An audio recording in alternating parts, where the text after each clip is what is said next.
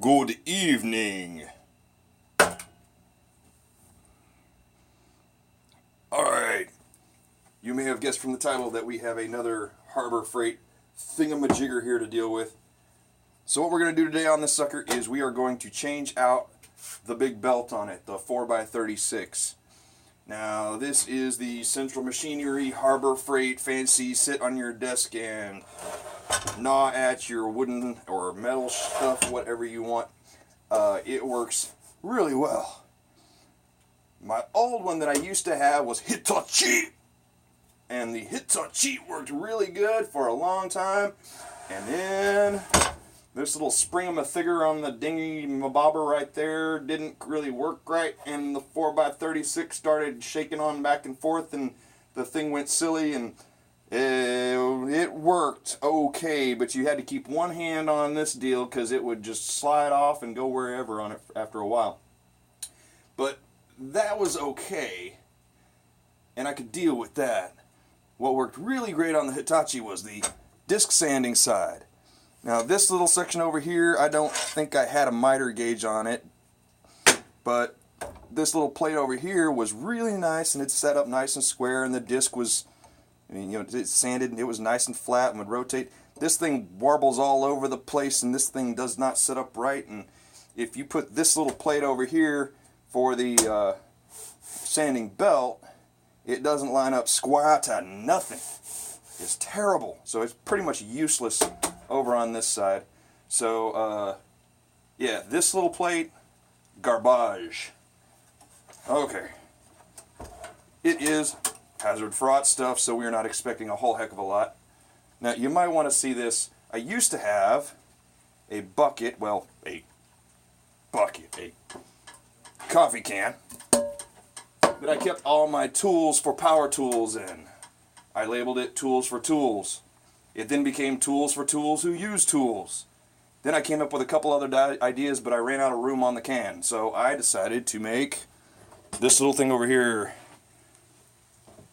You see, I just had this little shelf that I built up here, and I Craig jigged it in there so I didn't have to worry about anything underneath. I just beep, beep, beep, beep, and then drilled some holes here, so the drill press stuff, my chuck is right there, all the holes are custom fit, so it fits exactly in there. Then I did a couple of other holes in here and ran a file through there, and so there's my sander thingy. I should label that Colonel Sander. Oh, no, I shouldn't really, no. So stuff for the drill press, so that's awful convenient. Everything's right where I know where it's at. Here we go. But today we're dealing with Colonel Sanders. God, that's cheesy. I like it. A little bit. Alright, so I'm going to have to mess with the tripod thingy jiggy here a little bit to try to make sure it stays in frame. So what we're going to do today is we are going to talk about how to change out the belt. Alright. I have a project going on that is going to require me tomorrow to have a 120 grit belt on this. Right now it's an 80 grit belt. And I have been building my own custom draw knife. So it's got the draw knife right here, and I tried to build some handles for it, and that didn't work. I need more tools.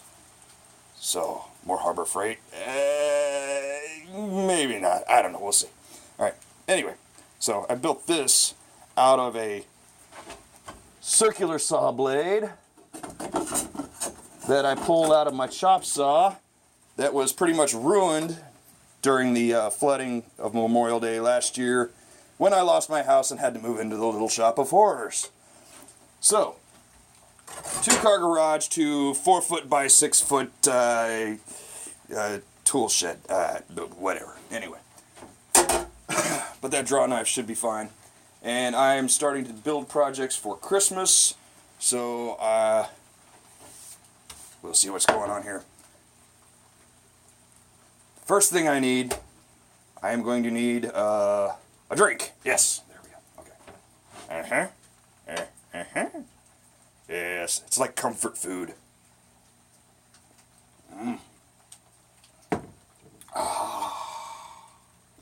Beautiful. Anyway, let's talk about the disc sander. This thing sucks. I'm going to have to make some adjustments. But we're going to change the belt. So first thing we're going to need to do is a screwdriver. All right. Is that a number 2? I don't know. It looks like number 2 to me. Is that a number? I always screw up the sizes on these silly things. All right. Number 1 means it's little. If number 1 means it's little, then number 0 is even smaller. And then, is that a number? Why don't they just start with the biggest size and then go up from there? That's a 10. The next small size is 11. This one goes to 11. I don't know what the deal is with that. So don't ask me what size screwdriver to use. I think both of these will work. I'm going to use that one because it's short and stubby like me. Yay. I can relate. Now, when I was installing this thing, we had these little bitty screws. Maybe you can see them, maybe you can't. Maybe you can. There's these little bitty screws that go on this little plastic thingy-majigger that you don't really need, I don't think. You should probably put them in there if you can find them. But I failed to get the fancy Harbor Freight little magnetic part tray thingy out whenever I was putting it together. So, guess what happened? I lost the screws. You can probably figure that out. So what we need to do is disassemble. No, I don't need to do that. Okay. Once again, I need thinking juice.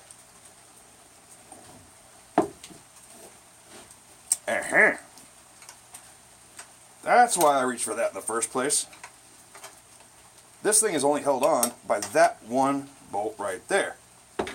I'm just moving this out of the way. I'm keeping it handy. That plasticky thingy-majiggy with those little bitty screws in it just attaches to that. So I don't need to do that. I do need to pull this one out of that attachment that goes over towards the disc side.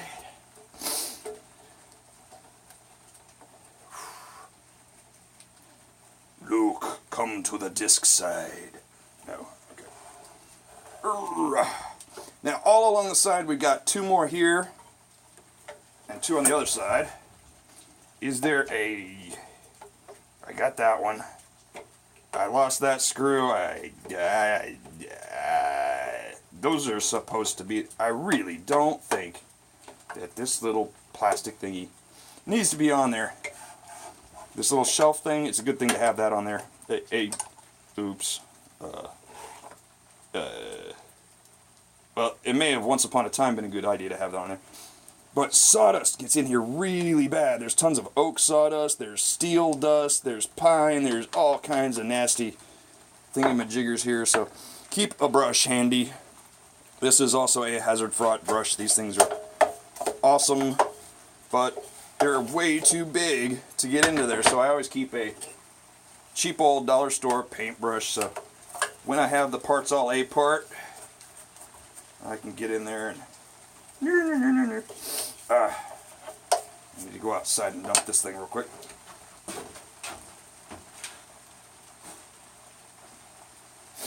Alright. Monsoon season has begun once again outside. We have a cold front coming through, which means that in the next couple of days it should drop all the way down to like 90 or something. 90 degrees with rain. Yay, it's winter. Alright, so now, you don't see what I'm doing. Oh my gosh, we're so high. We're high, dude. Alright, so we got this screw here and that screw here, and we're going to pull off this metal plate. This has to come off in order to change the belts.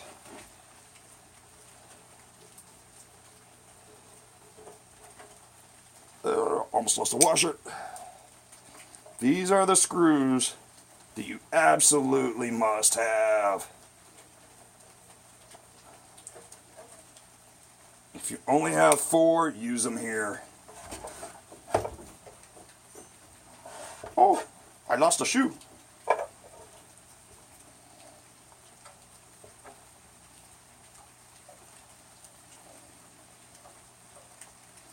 Got one.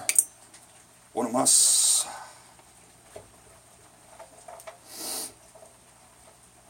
If I remember correctly, my Hitachi did not have the metal plate like this on the back side.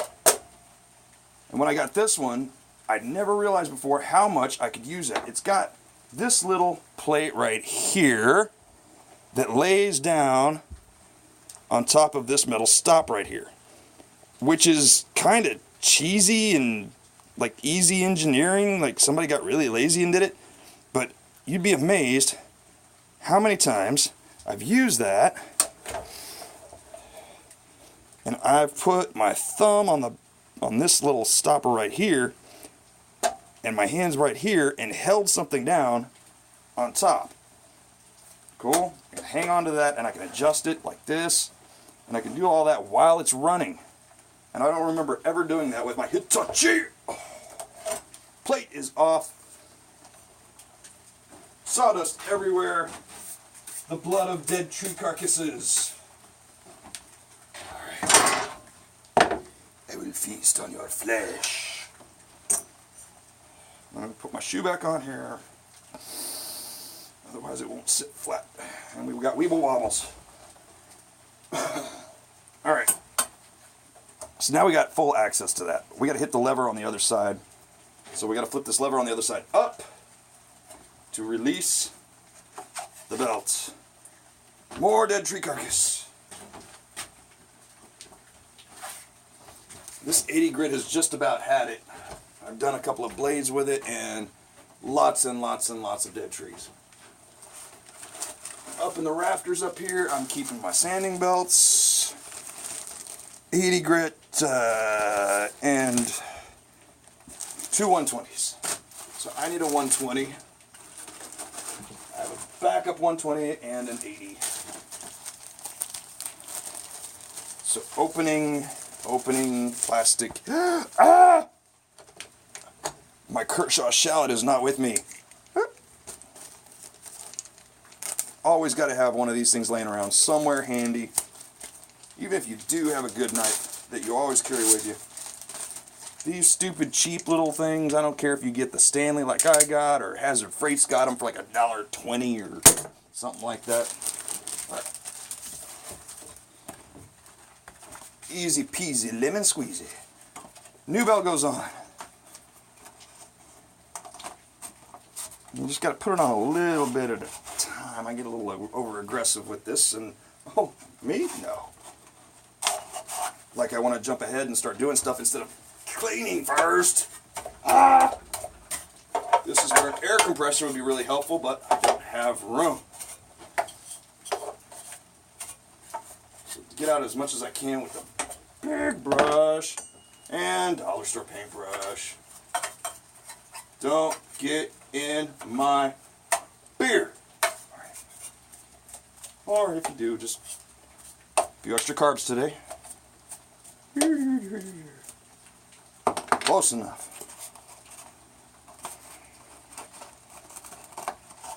Alright. New belt is on. Tighten it up. Okay. It works. Yay. No. Not yet. Okay. So we want that little thing to go on the bottom. Because most of your dust is going to come around this side right here and get caught. Like right in here and in the bottom. And it's not actually going to come out because I didn't make the vent holes big enough. But maybe if you got a shop vac or something, you can hook it up there. I don't have a shop vac. My shop is tiny. I have enough room for a lawnmower and a pair of shoes. That's about it.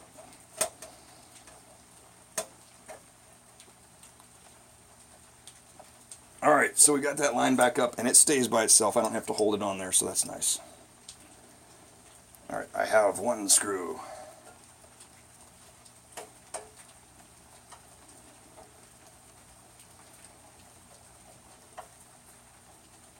I have an unempty beer.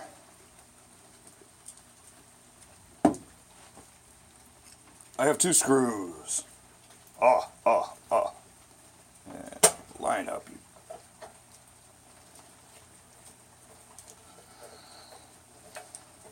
Done. Flip her over. Whew. She's a spinner.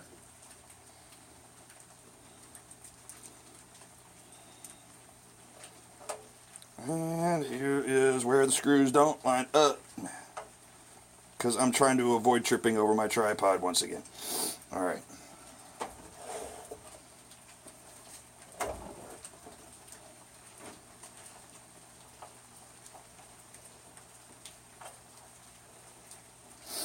Alright, hang on.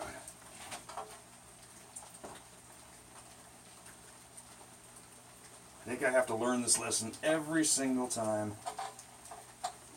I mess with something. Then I probably should have learned that lesson the last time. Never tighten down all your screws until you got all of them at least partially in. Ta-da! I did the same thing on that stupid drill press. Well, let's tighten this screw down. They'll all go in after that. No. These are not precision machines by any stretch of the imagination. That's how much play you got in this thing. Alright. So I'm just going to semi-tighten those. And now we got the plastic silly little thingy jigger. I'm going to semi-tighten that thing on there. Maybe throw a screw or two on. And then we'll tighten them all down.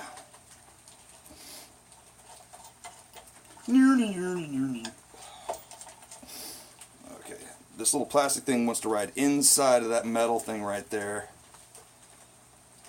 Now, that back plate that I was just messing with, it doesn't know what it wants to do. It's just kind of like, it's kind of wants to go inside. It wants to line up exactly. Up here it wants to go inside. It's not important. It's just to keep your fingers from getting gnawed up in it. Alright, finger tight that. I have 1 screw left and 4 screw holes. Oh, decisions, decisions. I think what we're going to do is we're going to put that... Oh, let's see. This screw hole didn't get used last time. Let's try it instead. We're going to go back here. See which one I'm using. I guess it doesn't really matter. But we're attaching that plastic plate to the arm over here that holds the sanding disc. This in that direction. Because that ought to hold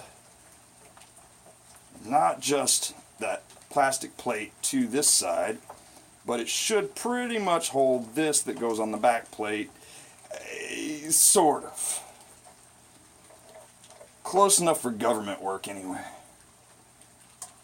So tighten up those screws that I left alone.